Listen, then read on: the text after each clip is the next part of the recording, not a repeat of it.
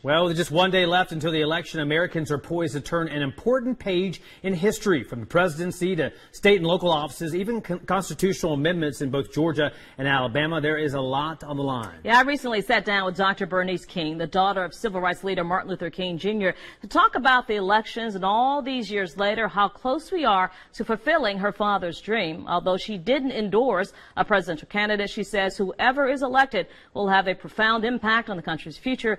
She says why it's so important everyone gets out and votes. The issue, because this is institutionalized thing. One of the most important and defining elections of our time. That's how Dr. Bernice King, daughter of Martin Luther King Jr., describes the race for the White House. This election could turn the clock back for real, or it could push us ahead. And with so much at stake, King says she's been disappointed by the months of campaigning leading up to such a critical vote. What do you think about what you've seen? I think the standards have been lowered in this particular election cycle. It's not presidential the way it should be. Chris, we don't gain anything.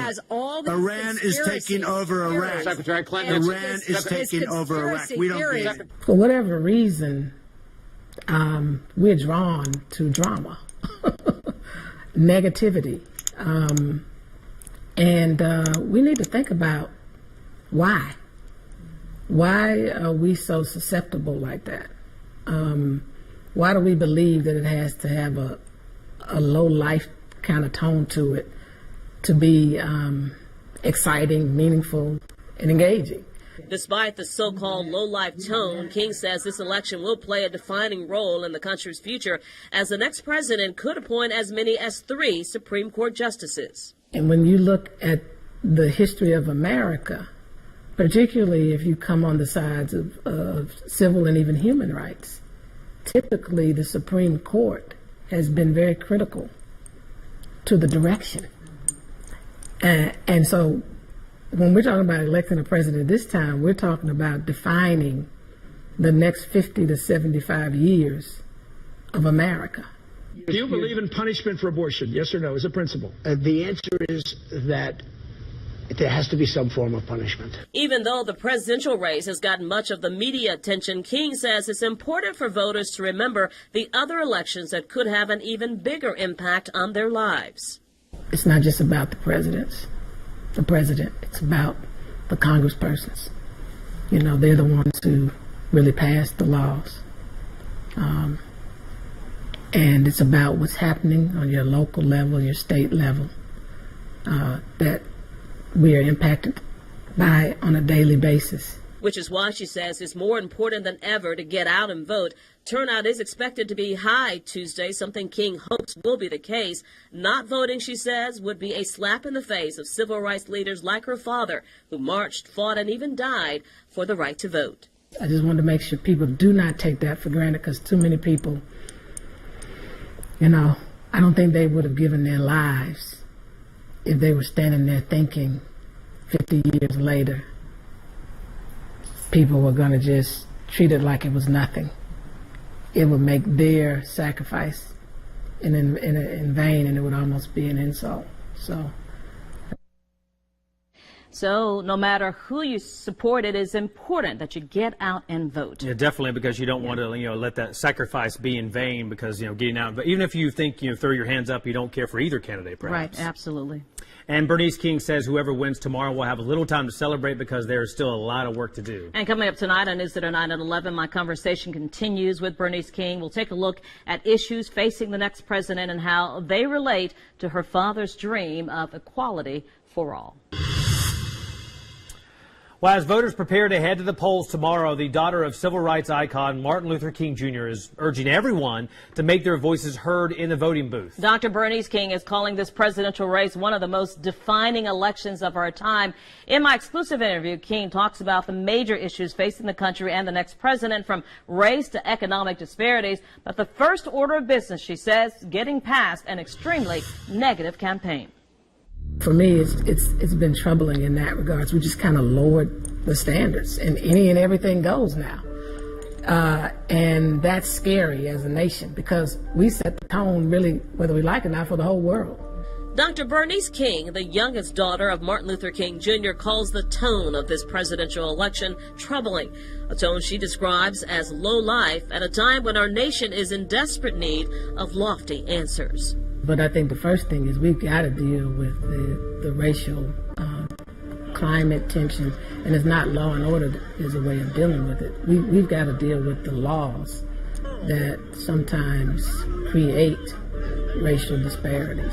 King says many of today's issues have not changed much since her father and other civil rights activists marched and protested decades ago. Like then, she says, people continue to be denied opportunities based on race and class, be it through laws that send more minorities to prison or that don't protect their communities from environmental dangers. You'd be surprised, even in our own communities, how many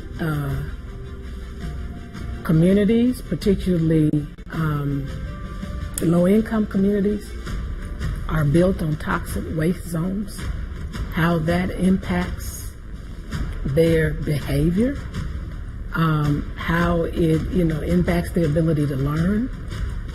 These are disparities that we're not even considering. The next president, she says, must find ways to address these disparities and to deal with increasing poverty across the country. Nearly 50 years after her father was assassinated, she says his dream of a world without racism, greed, and militarism remains unfulfilled. I love the tone and tenor that President Carter set in his administration in terms of war and militarism. I mean, we can't continue to increase and invest in defense the way we are. I'm not saying the country doesn't need to protect itself, but with the same vigor in which we think about protecting, borders, protecting the American way of life. Well, how can you protect the American way of life when it's internally decaying? And your focus is on protecting it as it relates to external threats. Recent officer-involved shootings and the growing racial tension in America, King says, are symptoms of that internal decay. What do you think of Black Lives Matter? What they've done is to not let up. They will not let us go back to business as usual comfortably. Though she believes the group has offered confusing and sometimes unfocused messages, King says Black Lives Matter, like movements of the civil rights era, is helping to raise the nation's consciousness. The awakening, the awareness, so much so that they are helping to change the narrative in the world of some whites in America. There are white people now wrestling with Black lives mattering in a way that has never happened before. Because I have a dream today. No matter who is elected president, achieving her father's dream still appears to be well out of reach, says King. She is certain change will only come when we reach across political, racial, economic, and most importantly, she says, generational lines. We got to put a lot of focus on the next generation, because unfortunately, we're not going to change it. I mean, we'll be a part of it, but the actual change is going to occur with them, I believe. And King didn't endorse a particular candidate or party, but rather urged voters to educate themselves on the issues and vote for the candidates trying to make the differences that they want to see. You can see Barbara's complete interview with Bernice King on our website, WTVM.com, under the local tab. She had a lot of interesting things to say about not only just race, but politics and just the importance of going to the polls. And she says not voting would be an insult to people like her father and other civil rights marchers and protesters who fought so hard for that right to vote. Absolutely.